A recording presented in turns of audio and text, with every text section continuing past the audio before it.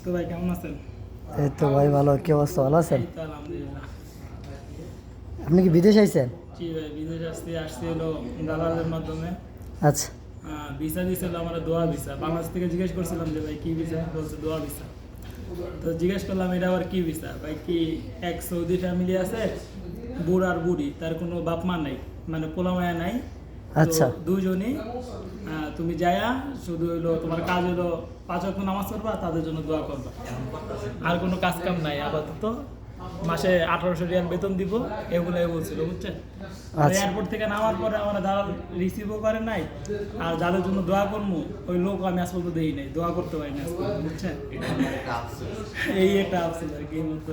এখন এখন দালালরে আপনি কি কইতে চাইতেছেন, বা দালালরে আপনি কি কইতে চাইতেছেন, ওরকম অনুভূতিটা বা আপনার মনের ভিতরে যেটা ঘটতেছে ওটা আপনি একটু প্রকাশ করে তোলেন, তাহলে আমাদের একটু সুবিধা হয়ে যাব। দালালরে কি বলবো আর ভাই, এখন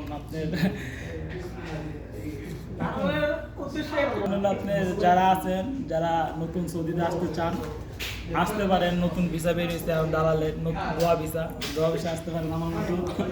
আমার মতো আইসা শুভকামনা রাখাবেন, এই আর কি। শুভকামনা সবার জন্য।